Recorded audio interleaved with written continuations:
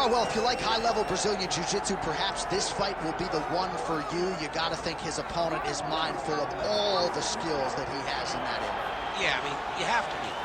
If you are not aware of the dangers of grappling this man, you are doing yourself a disservice. You got to take note of what he does.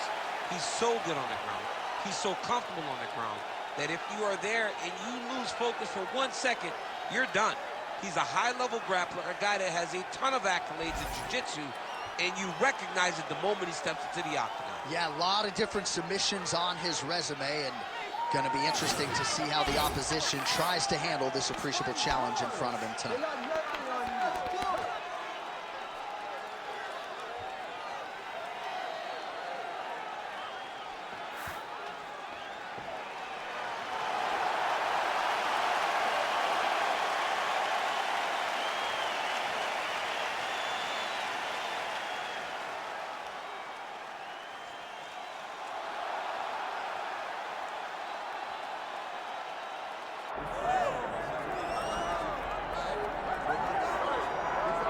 All right, so you can sort of feel an uptick in terms of the crowd energy. A lot of these fans came to watch this man who you think has the skill set to be a future UFC champion. I do, John, and I will go on record saying that.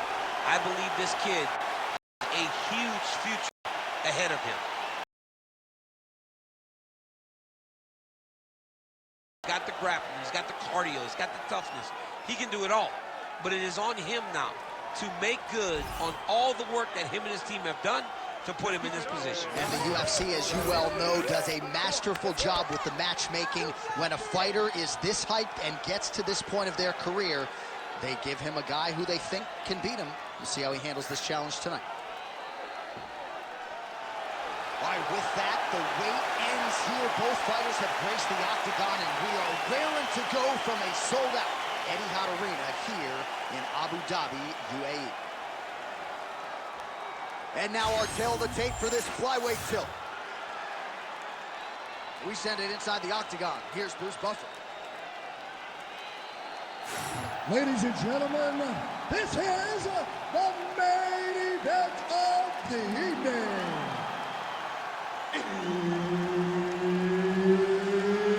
It's time! 5 rounds in the UFC flyweight division. Introducing first, fighting out of the blue corner, Asu Almabayev. And now introducing his opponent, fighting out of the red corner,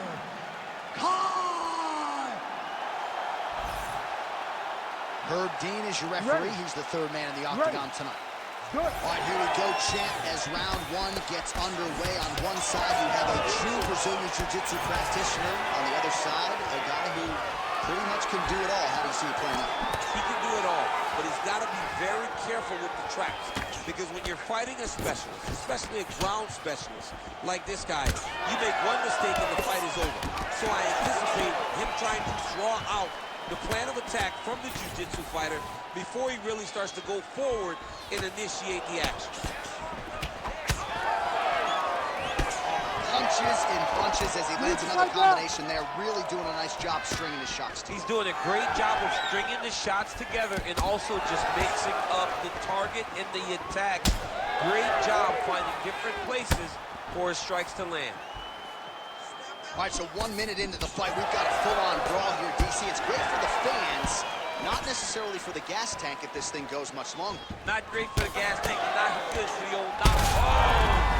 Oh, he is stunned, drunk driving out there. We'll see if he can recover. They're certainly getting after it early. It's the elbow there.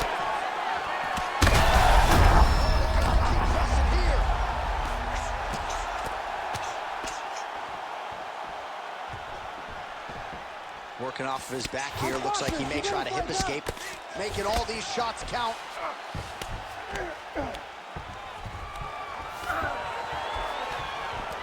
What a strike from off of his back.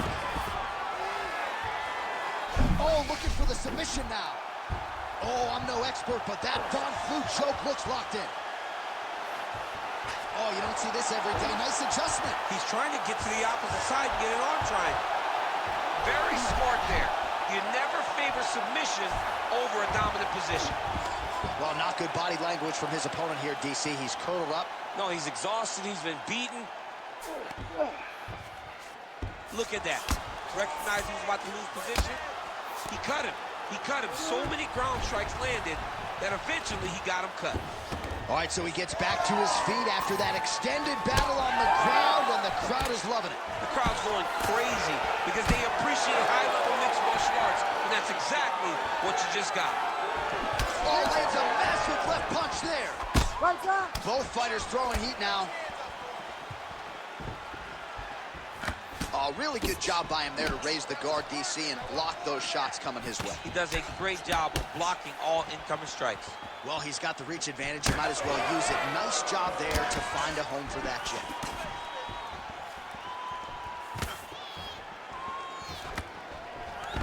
So at long last, he finally lands his first takedown after several failed attempts. You knew coming in that he was going to stay committed to the takedown, kept on trying, and finally got him to the ground.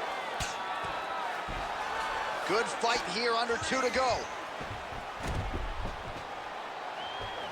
Nice defense. Working in half guard here, making these shots count. Lands with the ground and pound.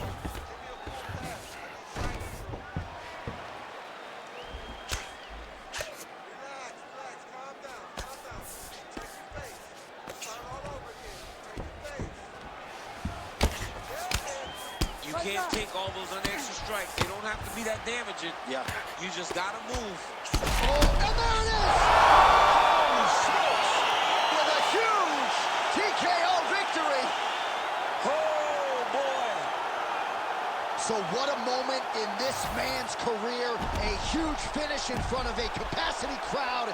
After party's going to be on fire. How about it? I mean, I'm just sitting here stunned because to watch a young athlete have a performance like this was really amazing. The finishing instincts, his ability to close the show, it was next level. It was amazing, John.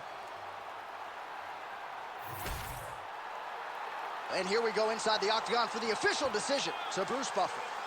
Ladies and gentlemen, referee Herb Dean's called a stop to this contest at 3 minutes, 45 seconds of the very first round.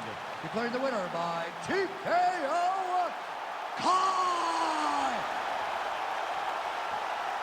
Well, the celebration is on over there in the corner, and nothing subdued about it. They put a lot of time into this training camp and into this performance, and certainly their athlete delivered. It was a result that they desired. They said, I don't care how this match ends, as long as I'm not standing there waiting on the judges. He got his opponent hurt, and he found the follow-up shots that allowed him to get the TKO.